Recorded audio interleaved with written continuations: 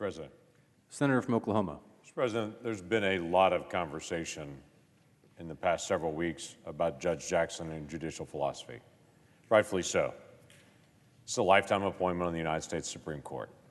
It's a serious position. I don't know a single senator in this room that doesn't take their responsibility seriously. This is a big issue when you put anyone on the Supreme Court for a life appointment. Everyone's had the opportunity to be able to go through case law, cases that she's handled, that she's responded to, things that she's written, ways that she's responded. Actually, I had time last week to be able to sit down with her for about 45 minutes in the office just to be able to talk and to be able to get back and forth with her a little bit. I'm going to give a little bit of context to that because many Americans watched all the hearings that happened last week, a full week of just conversation with her, asking her all kinds of different questions. Now, I don't serve on the Judiciary Committee, so I'm on the outside looking in. That's why I got time individually with her for about 45 minutes to be able to ask her questions and get to know her. By the way, I've had folks that have in Oklahoma said you had the opportunity to sit down with her. What's she like? To all of them, I've answered the same way. She's exactly the kind of person you'd want to invite over for dinner and just to be able to sit and visit with. Extremely pleasant, outgoing, personable, smart, sharp, wonderful smile and interaction. You'd want to invite her over for dinner to be able to visit with, but my decision's not who I want to invite over for dinner to be able to spend time with. My decision is how am I going to handle a lifetime appointment of the Supreme Court and how will they handle the law? The difficult part of this conversation, it's been interesting, is really circled around judicial philosophy. How will you handle cases? Now, we can't ask how you're going to actually rule on a specific case. Because if she answers, then she has to recuse herself from that case in the days ahead, and everyone knows that. So we're always trying to determine how will you treat cases in the days ahead, and what lens will you look through? That's a reasonable conversation. Her response has been interesting. Her response was that she had a methodology as a judge, and it has three aspects to it. Neutrality, that's a good thing. Receiving all the appropriate inputs, that's making sure everyone is heard, and looking at the factual record and the text of the statute. That's actually a very good starting point with this.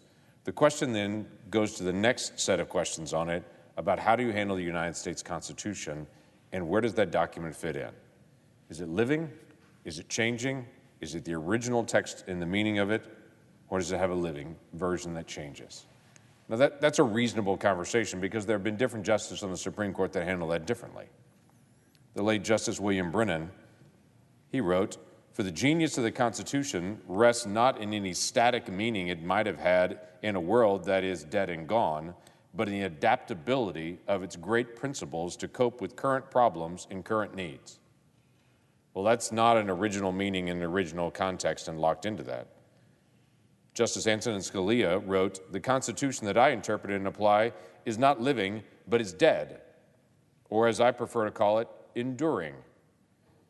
It means today not what current society, much less the courts, think it ought to mean, but what it meant when it was adopted."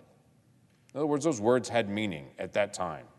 They couldn't predict what those words might mean 100 years from now. They could only deal with what those words mean right now. And if it's going to have a different meaning at a different time, well, then there has to be different law to be able to deal with that at a different time.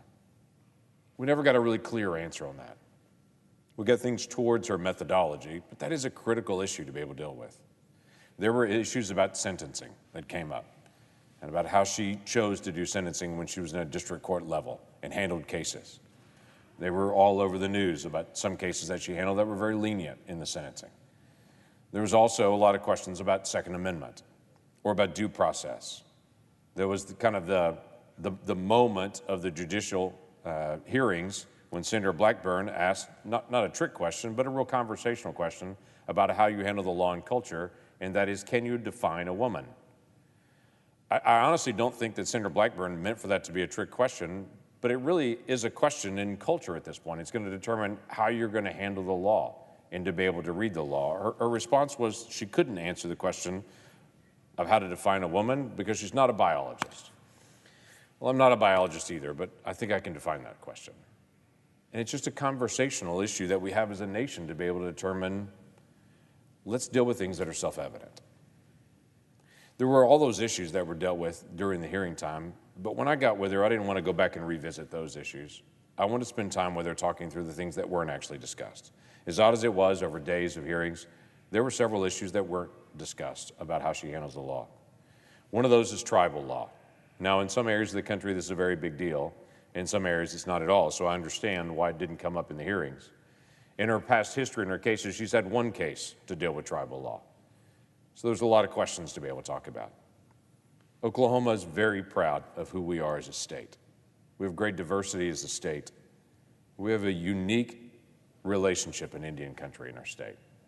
And I thought it was important for us to be able to talk about the relationship that our state has with 39 tribes. And quite frankly, the history our state has, as we were the state where tribes were relocated to from the Southeast. We spent a lot of time talking about that. We talked about issues of religious liberty, First Amendment issues, how you handle those cases. There's differences even in the court, even on what is the more liberal side of the court. Sotomayor and Kagan often disagree on issues of religious liberty. They handle it with a different perspective. And it's not uncommon for a religious liberty case to come up and Sotomayor and Kagan to be on either side. So quite frankly, I was trying to discern, is this person more like Sotomayor or more like Kagan on how she'll handle the issues of religious liberty? And I wanted to deal with the role of balance of power, checks and balances. It didn't come up a lot in the hearings, but I really think that's a foundational issue. Quite frankly, this is the fourth Supreme Court justice I've had the opportunity to be able to sit down with personally. And with each of them, the issues that I just brought up were the issues that I talked with all four of them about. Because they don't often come up in the other issues, but to me it's foundational. We have three branches of government defined by our Constitution. Those branches are co-equal, and they check each other. And it's exceptionally important that they really do check each other. That the legislative branch doesn't just give it away to the executive branch or to the courts, or that the legislative branch doesn't run over the courts or the executive branch. Neither can the executive branch or the judicial branch do for either, but if the judicial branch sits passive at a moment that they should engage, the other two branches are not checked. Or if the judicial branch engages in a moment when they should be silent, they've exceeded their authority as well. It's exceptionally important that the three branches both check each other and also know their lane and do their lane well. There are two cases that popped out that became very significant to me and were part of our conversation as well. There's a case that came up during the Trump administration when Judge Jackson was at the district court level. It dealt with this issue of expedited removal. Now, it's my guess that she doesn't like the expedited removal process in immigration, but I didn't ask and I didn't drill down on that, so it was only my guess. But what was interesting was she ruled on a case on expedited removal and forbid the Trump administration from actually put in place what they did and did it nationwide. The problem was when that was appealed up to the D.C. Circuit Court, the D.C. Circuit Court actually reversed Judge Jackson's preliminary injunction and reminded Judge Jackson at that point that the way the law was written made this statement that the secretary had sole and unreviewable discretion. She literally reviewed a decision made by a secretary where specifically in the law it stated a judge cannot review this decision, though she overturned it only to go to the circuit court and have them overturn her. That tells me a balance of power issue of knowing what your lane is and determining how that lane is taken on. There's another case that came up actually during the Trump administration as well when Judge Jackson was also in the district court, and she dealt with the issue about what unions could do and what the executive branch could do in relationship to unions. It's been a contentious issue, quite frankly, for decades. It's entirely reasonable to be able to have that kind of dialogue about it. She ruled in the favor of the unions, and the D.C. Circuit, again, reversed her decision when it came there, but it's not just that they reversed her decision. It's that they reversed her decision, and this was the statement from the D.C. Circuit. We reverse because the district court lacked subject matter jurisdiction. In other words, that's not your responsibility in that lane. Specifically, that kind of issue has to be taken up by the federal Labor Relations Board. In statute, it says it can't go to a district court. It has to go to a different place. Typically, other judges look at it and say, you can't be in this spot to be able to argue this, and send it into the correct place. Instead, she ruled on it in favor of the unions and declared it done until the circuit came back and said, that's not your lane. That's actually the executive branch's lane. And in one of the most interesting dialogues when we had to be able to talk through things was the issue about deference. Now, why does this matter? Well, for about 80 years, Congress has been writing law that gets broader and broader and broader. And quite frankly, it's been a problem with both parties. That we want to see something done, we write a broad law, we send it to the executive branch and say, figure it out. And each executive branch is getting more and more creative on how they figure it out. And we deal with all kinds of regulations, and both parties argue with the executive branch and say, why do you do that? And the executive branch responds back, sometimes, well, you gave me the ability to make that decision on my own, and so I did. This issue of deference and of delegation is a very significant constitutional principle. It's an issue that we've got to resolve here as a body, quite frankly, on both sides of the aisle, to be jealous of the responsibility that we're given in the Constitution. But it's also an issue I think is very important for the courts to be able to engage in, because the courts are able to step in uniquely to the executive branch in a way the legislative branch cannot. The legislative branch can complain about it. The courts actually can look at it and say, you're out of your lane, to the executive branch. And if the court is passive in this, then whoever the executive is gets to run. One of the clearest examples of those is something that's called Chevron deference or Auer deference. We won't go into all the details on it, but it basically says if a piece of legislation, the way that it's written is ambiguous, then the executive branch can interpret it in the way that they choose. I have a problem with that interpretation, because I believe if a law was written poorly, we shouldn't just give it to the executive branch and say, figure it out. What do you want it to mean? If it doesn't mean something clearly, it doesn't mean anything at all. Now, it's both two issues. One is a constitutional issue. If you go back to 1803, Marbury versus Madison is a foundational piece for the Supreme Court. This is the piece that's come up over and over again through the last 2 centuries. The foundational statement that came out of that Marbury versus Madison was this simple statement: it is emphatically the duty of the judicial department to say what the law is. If the judicial hands to the executive and says, we can't tell what the law says, so we'll give it to you, it is literally the judicial handing to the executive something that's uniquely the judicial's power. Now, this is no simple issue. This goes back to our balance of power.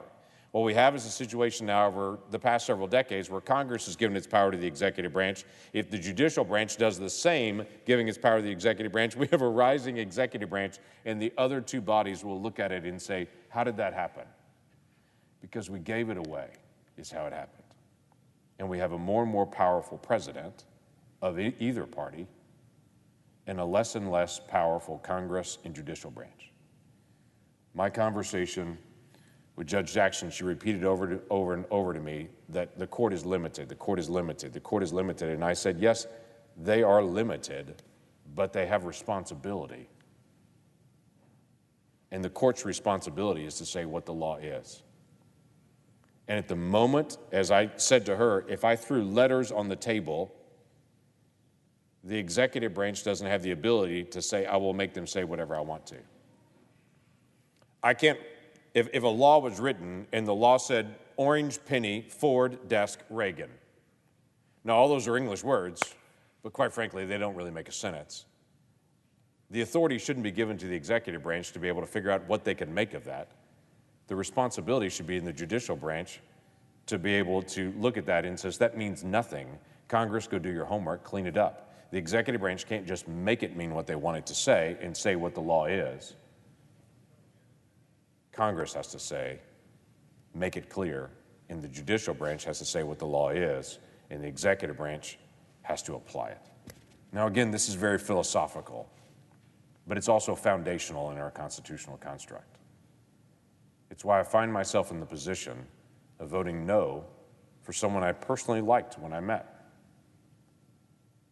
but do not align with on how you handle the Constitution, separation of powers, and the responsibility of the court to align with original intent of the Constitution. This is not a new dialogue for us in the Senate body. It's a conversation we've had for 2 centuries that is still unresolved for us. But we cannot select individuals that are not committed to the original meaning of the Constitution and can hand to the executive branch what the law says. This is one that we need to guard. And so for that reason, when the vote comes tomorrow on Judge Jackson, I will vote no. I yield the floor.